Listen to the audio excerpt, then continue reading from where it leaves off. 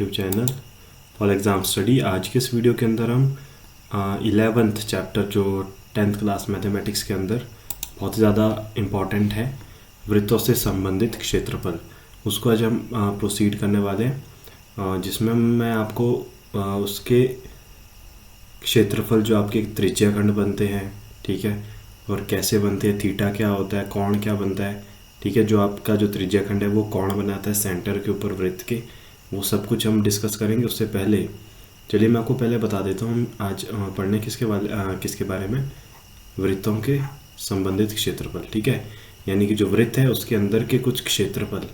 देखो मैं आपको बताता हूँ। सबसे पहले तो आपको पता होना चाहिए, सबसे पहला जो हमारा काम है वो हमें पता होना चाहिए कि आखिर जो एक वृत्त है, जैसे ये क्या है, हमारा एक वृत्त है, आप लोग देख पा रहे होंगे स्क्रीन पे, ठीक है, ये हमारा क्या है, एक वृत्त है।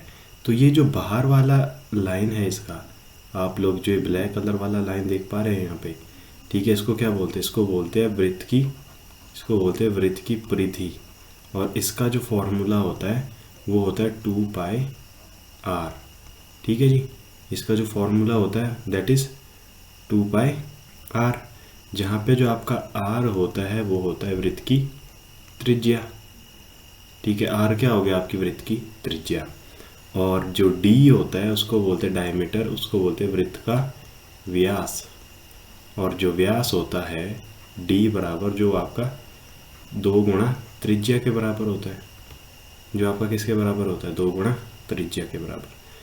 अब इस चैप्टर के अंदर हम देखेंगे इसके अंदर बनने वाले जो त्रिज्याखंड है, जैसे ये वाला त्रिज्याखंड है, ठीक है, ये वाला क्या है, त्रिज्याखंड है, ये इसका क्या है, त्रिज्याखंड, और हमें इसका त्रिज्याखंड का क्षेत्रफल निकालना है। वृत्त का क्षेत्रफल आपका होता है, वृत्त का जो क्षेत्रफल है वो क्या होता है, that is equal to πr², जहाँ पे जो आपका r है वो क्या होता है, वृत्त की त्रिज्या। लेकिन अगर हमें निकालना है वृत्त के त्रिज्याखंड का, जैसे हमारे पास एग्जाम्पल के लिए एक वृत्त लेते हैं, ठीक है, ये हमारा एक वृत्त है भाई। अब देखो ये जो सेंटर वाला पॉइंट है, इसके चारों ओर, अगर इसके चारों ओर आप देखोगे आपका कितने डिग्री का कोण बनेगा, तो आपका बनता है 360 डिग्री का कोण, ठीक है। जो वृत्त है, वृत्त के जो केंद्र है के चारों ओर, वृत्त के केंद्र के चारों ओर कितने डिग्री का कोण बनता है, वो बनता है 360 डिग्री का कोण। तो वृत्त के 360 डिग्री का जो कोण बन रहा है वो बन रहा है केंद्र के चारों तरफ। इस छोटे से रीजन के अंदर जो कोण बन रहा है वो तो 360 से कम होगा, वो भी ऐसी बात है। तो हमें वो थीटा निकालना है यहाँ पे सबसे पहले तो, ठीक है।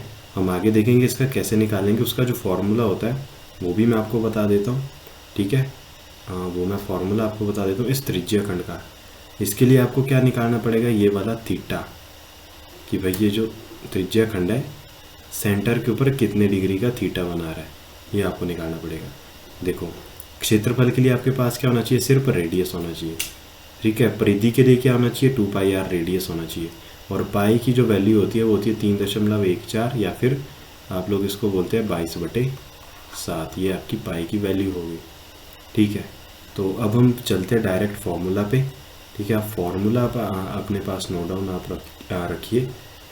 जो त्रिज्याखंड का क्षेत्रफल है, त्रिज्याखंड का जो क्षेत्रफल होता है,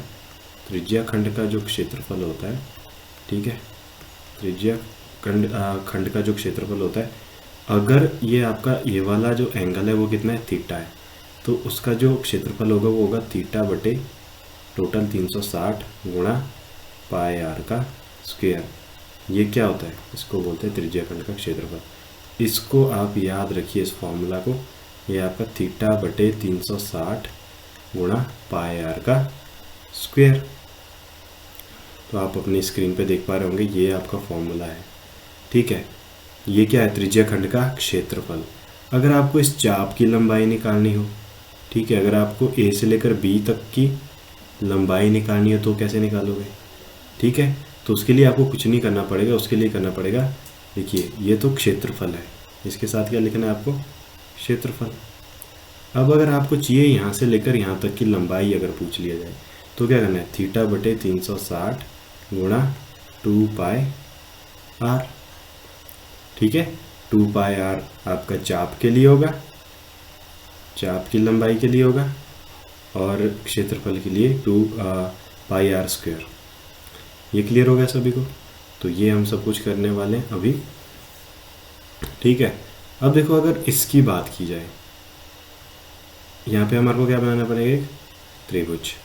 तो इस, अब देखो ये यहाँ पर अगर आपसे पूछे इस वाले का क्षेत्रफल जो आपका शेडेड रीजन है, तो आपको क्या करना पड़ेगा, इस सारे के सारे त्रिज्या खंड का क्षेत्रफल सबसे पहले माइनस करेंगे इस त्रिभुज का क्षेत्रफल। ठीक है, ये हम आगे देखते हैं कैसे कैसे क्वेश्चन हमें देखने को मिलते हैं। तो पहले आप इन दोनों फॉर्मूलाज को करिए नोट डाउन। ठीक है, ये हमारे यूज़ होने वाले आने वाले क्वेश्चंस के अंदर। देखिए, जिन भी स्टूडेंट्स का चाहे कंपार्टमेंट का एग्ज़ाम हो या फिर कोई अदर एग्ज़ाम जो बोर्ड एग्ज़ाम आप देते हो, ठीक है, 10th क्लास के अंदर, ठीक है, तो उनके लिए मेरा ये सजेशन रहेगा। देखिए, अब जो आपका न्यू सिलेबस है ना, आपका न्यू सिलेबस, जो आप लोगों का न्यू सिलेबस है, ठीक है, जो न्यू सिलेबस है उसमें आपका सिर्फ 11.1 है। ठीक है, 11.1 उसमें इंक्लूड है, बाकी का सारा एक्सक्लूड कर दिया गया है। ठीक है, वो हटा दिया गया आपके सिलेबस से, तो आपके पास सिर्फ 11.1 ही है।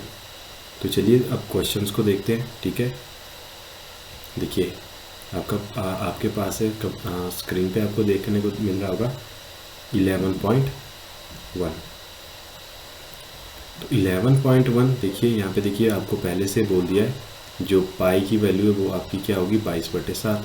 देखिए ये क्या बोल रहे, 6 सेंटीमीटर त्रिज्या वाले एक वृत्त के त्रिज्या खंड के क्षेत्रफल ज्ञात कीजिए जिसका कोण दिया है। देखिए मैंने क्या बोला था आपको, त्रिज्या खंड का क्षेत्रफल क्या होता है, त्रिज्या खंड का जो क्षेत्रफल है उसका जो फॉर्मूला क्या होता है, त्रिज्या खंड का जो क्षेत्रफल है, त्रिज्या खंड जो क्षेत्रफल है उसका जो फॉर्मूला होता है वो होता है theta by 360 into pi r का स्क्वायर।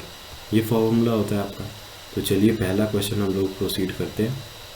ठीक है, पहला क्वेश्चन हम लोग प्रोसीड करते हैं। क्वेश्चन नंबर 1, आपको कैसे लिखना है, वृत्त की त्रिज्या बराबर कितना, 6 सेंटीमीटर। क्या है आपको दिया है, ये दिया है आपको। ठीक है, ये आपको लिखने का तरीका बता रहा हूँ। अच्छा, केंद्र पर अंतरित कोण कितना है, अंतरित कोण कितना है, 60 डिग्री है। मतलब आपको थीटा चाहिए था, वो थीटा मिल गया आपको यहाँ से। तो जो थीटा की वैल्यू कितनी है, 60 डिग्री। तो ये क्या बोल रहे हैं, त्रिज्या खंड का क्षेत्रफल ज्ञात कीजिए। तो जो त्रिज्या खंड का क्षेत्रफल है, त्रिज्या खंड का जो क्षेत्रफल है, ठीक है, जो त्रिज्या खंड का क्षेत्रफल है वो आपका क्या आ जाएगा, मैंने आपको पहले ही बता दिया, ऊपर देखिए फॉर्मूला क्या है, थीटा बाय 360, क्योंकि आपका जो एक बिंदु के चारों तरफ जो कोण बनता है वो बनता है 360 डिग्री का, गुणा पाई आर स्क्वायर। यहाँ पे देखिए एक मिनट, यहाँ पे हाँ, यहाँ पे देखोगे आप लोग आर की वैल्यू यहाँ पे 6 है, थीटा की वैल्यू यहाँ पे कितनी है, 60 है। तो यहाँ पे वैल्यूज़ अपनी पुट कर दीजिए, ये हो जाएगा 60/360 गुणा पाई की जगह क्या लिखना है, 22/7, आर स्क्वायर, आर की वैल्यू कितनी है, 6, तो 6 का स्क्वायर क्या हो जाएगा, 6 गुणा 6। अब इसको अगर आप सिंप्लीफाई करोगे, यहाँ पे 6 गया, यहाँ से एक बार में 6 गया, क्या बचा, ये बन गया आपके पास 22 गुणा 6, ये बना 132/7 सेंटीमीटर का स्क्वायर, क्योंकि आपका जो एरिया होता है वो आपका स्क्वायर सेंटीमीटर में दिया रहता है। तो ये वाला क्वेश्चन हो गया। इसको एक बार देख लीजिए, पहले त्रिज्या निकाली, जो आपको चाहिए होता है ना क्वेश्चन के अंदर वही आपको कैलकुलेट करना है। ये भी आप लोग मेरी बात है अपने पास नोट डाउन रखिए, जो चाहिए होता है हमें, क्या चाहिए, थीटा और रेडियस। थीटा आपको दिया था कितना, 60, और रेडियस आपको दी थी 6, ऐसे कैलकुलेट कर लो, कोई दिक्कत नहीं है। ठीक है, अब थोड़ा सा आगे चलते हैं। इसको मैं थोड़ा सा यहाँ से इरेज कर लेता हूँ ताकि मैं आपको यहीं पे दूसरा क्वेश्चन भी बता पाऊँ। ठीक है, दूसरा क्वेश्चन भी बिल्कुल एज इट इज़ है। ठीक है, कोई दिक्कत नहीं है दूसरे क्वेश्चन में भी। दूसरा क्वेश्चन भी मैं आपको यहीं पे बताता हूँ। ठीक है, ताकि क्वेश्चंस आपका सामने रहे। ठीक है, मैं आपको क्वेश्चन यहीं पे बताता हूँ। क्वेश्चन मैं आपको यहीं पे बताता हूँ।